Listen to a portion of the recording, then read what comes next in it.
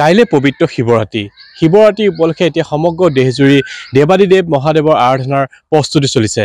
মই বৰ্তমান উপস্থিত আছোঁ নগাঁও জিলাৰ বেবেজিয়াৰ হৰিহৰ দেৱালয়ত আৰু বেবেজিয়াৰ মাহুৰেটি যি হৰিহৰ দেৱালয়ত সেই হৰিহৰ দেৱালয়ত দেখিবলৈ পোৱা গৈছে পূৰ্ণ প্ৰস্তুতি চলিছে বৰ্তমান মহাশিৱৰাত্ৰি আৰু মই মোৰ সতীৰ্থক দেখুৱাবলৈ অনুৰোধ কৰিলোঁ ইয়াৰ সামগ্ৰিক যি পৰিৱেশ আচলতে হৰিহৰ দেৱালয় যি মাহুৰেটি হৰিহৰ দেৱালয়টোৱে বৰ্তমান শিৱৰাত্ৰি ব্যাপক প্ৰস্তুতি চলিছে। ৬২ সংখ্যক শিৱৰাত্ৰি মহোৎসৱ হৰিহৰ দেৱালয় মাহুৰেটি যি ৬২ সংখ্যক শিৱৰাত্ৰি মহোৎসৱ অনুষ্ঠিত হ'ব আৰু এদিনীয়া যি বৰ্ণাঢ্য কাৰ্যসূচী অনুষ্ঠিত হ'ব। বিভিন্ন ধৰণৰ কাৰ্যসূচী ইয়াত ৰাখিছে। ইয়াত মহিলাসকলৰ হৰিচন্দ্ৰ পাল্লা মঞ্চস্থ কৰা হ'ব, তাৰ লগে দিহানাম আদি বিভিন্ন কাৰ্যসূচী ইয়াত ৰাখিছে আৰু মই বৰ্তমান দেখুৱাইছোঁ আচলতে বৰ্তমান সজাই পৰাই তোলা হৈছে এই যি মাহুৰেটি হৰিহৰ দেৱালয় সেই হৰিহৰ দেৱালয় বৰ্তমান সজাই পৰাই তোলা হৈছে। ব্যাপক প্ৰস্তুতি চলিছে আচলতে মই ক'ব লাগিব। মোৰ সতীৰ্থই দেখুৱাই গৈছে ইয়াৰ সামগ্ৰিক যি পৰিৱেশ, যিহেতু কাইলৈ মহাশিৱৰাত্ৰি আৰু দেৱাদিদেৱ মহাদেৱৰ আৰাধনাৰ বাবে সকলো দেশজুৰি এতিয়া প্ৰস্তুতি চলিছে। তাৰ সমান্তৰালকৈ মই দেখুৱাইছোঁ যি বেবেজিয়াৰ মাহুৰেটি হৰিহৰ দেৱালয় সেই হৰিহৰ দেৱালয়ৰ পৰিৱেশ মই দেখুৱাইছোঁ। উদ্যোক্তাসকল আছে, মই তেওঁলোকৰ লগত কথা পাতিব বিচাৰিম যিহেতু কাইলৈ মহাশিৱৰাত্ৰি। কেনেধৰণৰ প্ৰস্তুতি আপোনালোকৰ? হয়, হৰিহৰ দেৱালয় বাহৰীয়াটি যি 1962 চনত প্ৰতিষ্ঠা হৈছিল। শিৱৰাত্ৰি মহোৎসৱ তেতিয়াৰ পৰাই আৰম্ভ হৈ ক্ৰমান্বয়ে আহি এইবাৰ আমি 62 সংখ্যক শিৱৰাত্ৰি হিচাপে উদযাপনৰ আয়োজন কৰিছোঁ। আয়োজন প্ৰায় তুংগতে, যদিও বতৰে এই সময়ত কিছু বিধি পথালি দিছে, তথাপি আমি পাৰ্যমানে চেষ্টা কৰিছোঁ যাতে যিসকল ভক্তৰ ইয়ালৈ আগমন হয় তেখেতসকলৰ যাতে বাবাৰ সেৱা কৰিব পাৰে, বাবাক পূজা অৰ্চনা কৰিব পাৰে, তেখেতসকলে যাতে একো অসুবিধা নোপোৱাকৈ এই কাৰ্যখিনি কৰিব পাৰে, তাৰ কাৰণে আমি যৎপৰোনাস্তি চেষ্টা কৰিছোঁ আৰু আমি শিৱৰাত্ৰিলৈকে এইখিনি অব্যাহত ৰাখিম। আমি আশা কৰিম ভক্তসকলে আহি ইয়ালৈ তেখেতসকলৰ মনোকামনা পূৰণৰ কাৰণে পূজা অৰ্চনা কৰিব। ইয়াত বহুতো ভক্তৰ সমাগম হয়, হাজাৰ হাজাৰ ভক্তৰ সমাগম হয়। দিনৰ ৰাতিপুৱাৰ 6 বজাৰ পৰাই আৰম্ভ হয় পূজা। পূজা কিমান সময়ৰ পৰা কিমান সময়লৈকে লাগিছে আচলতে? পূজা আচলতে দিনৰ 11 বজা, বুধবাৰে দিনৰ 11 বজাৰ পৰা পিছদিনা দিনৰ প্ৰায় তেনেকুৱা সময়লৈকে পূজা আছে। গতিকে দিনৰ ভাগত যিখিনি নিত্য পূজা অৰ্চনা, শৰাই ভোগ আদি উচৰ্গা এই কামখিনি হ'ব। ৰাতি 4 প্ৰহৰৰ শিৱ পূজাৰ সমাপন হ'ব ৰাতিপুৱাৰ সময়লৈকে। ৰাতিপুৱা পূজাৰ অন্তত প্ৰসাদ ভোগ আদি বিতৰণ হ'ব।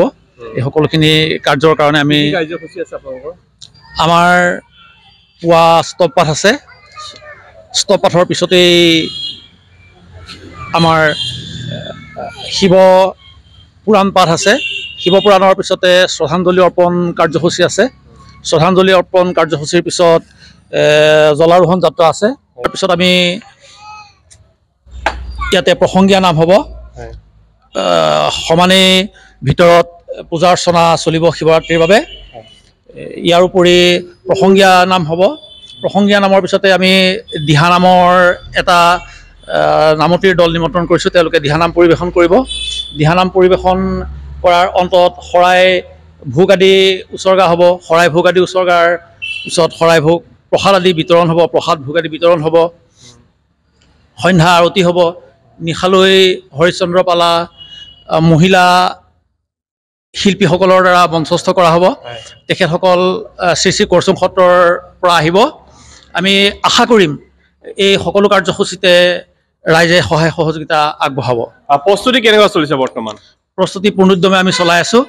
আমি আশা কৰিছোঁ সকলোৰে সহযোগিতাত ই সম্পূৰ্ণ হৈ উঠিব। হয়, ধন্যবাদ। এয়া আছিল উদ্যোক্তাসকল। আচলতে তেওঁলোকে কৈছে যে প্ৰস্তুতি ব্যাপকভাৱে তেওঁলোকৰ চলি আছে আৰু যিহেতু আপোনালোকে এইবাৰ কেইবাটাও কাৰ্যসূচী লৈছে আৰু মহিলাসকলৰ দ্বাৰা এইবাৰ পাল্লা ভাওনা ইয়াত অনুষ্ঠিত হ'ব, কেনেধৰণৰ প্ৰস্তুতি? আপোনালোকে প্ৰত্যক্ষ কৰিছেই আমাৰ গোটেই প্ৰস্তুতি এতিয়া তুংগত বুলি ক'ব পাৰি। ভাওনাৰ মঞ্চ দেখিছে, তেখেতসকলে আহি পেলাই ইতিমধ্যে চায়ো গৈছেহি আৰু ইতিমধ্যে আমাৰ ইয়াত প্ৰায় কেইবা হাজাৰ মানুহে ভোগ খায়। ভোগৰ কাৰণে যিখিনি আমাৰ আয়োজন কৰিবলগীয়া হৈছে এইখিনিও কৰা হৈ গৈছে আৰু যিসকল কেইবা শ আমাৰ ইয়াত শৰাই হয় এই শৰাইখিনিও আমি খুব সুন্দৰ ধৰণে ৰাইজৰ যাতে মনোকামনা পূৰ্ণ হয় উৎসৰ্গাৰ ব্যৱস্থা কৰা হয় এই গোটেইখিনিৰ কাৰণে আমি প্ৰস্তুতি ইতিমধ্যে কৰি উলিয়াইছোঁ আৰু আশা কৰিছোঁ মানে ভক্তসকলে আহি আগৰ দৰে ইয়াত আহি পেলাই যিটো তেওঁলোকৰ মনোকামনা পূৰণৰ কাৰণে বাবাৰ ওচৰত প্ৰাৰ্থনা কৰে এইটো কৰি যাবহি পাৰিব সকলোমে ধন্যবাদ আচলতে যিহেতু দেৱাদিদেৱ মহাদেৱৰ আৰাধনাৰ উদ্দেশ্যে ইয়াত বিভিন্ন স্থানৰ পৰা ভক্তপ্ৰাণ ৰাইজৰ সমাগম হয় এইবাৰো হ'ব হাজাৰ হাজাৰ ভক্তৰ ইয়াত সমাগম হয় এই যি ঐতিহ্যমণ্ডিত বেবেজীয়া মাহৰতী থানত আৰু তেওঁলোকে এইবাৰো আচলতে উদ্যোক্তাসকলে এইবাৰো পূৰ্ণ প্ৰস্তুতি চলাইছে ভক্তৰ সমাগমৰ বাবে যিহেতু ভক্তৰ সমাগম হ'ব আৰু তাৰ বাহিৰে বিভিন্ন কাৰ্যসূচী তেওঁলোকে ৰাখিছে ইতিমধ্যে মই দেখুৱাই গৈছোঁ সামগ্ৰিক পৰিৱেশ আৰু বৰ্তমান প্ৰস্তুতি চলি আছে আৰু ইয়াতে যিহেতু কাইলৈ মহাশিৱৰাত্ৰি উপলক্ষে এতিয়া প্ৰস্তুতি চলাই গৈছে আপুনি বিচৰা বাতৰি পাব কেৱল নিউজ 18 এপত নিউজ 18 এপ ডাউনলোড কৰিবলৈ স্ক্যান কৰক এই QR কোড গুগল প্লে ষ্টৰতো পাব এই নিউজ 18 এপ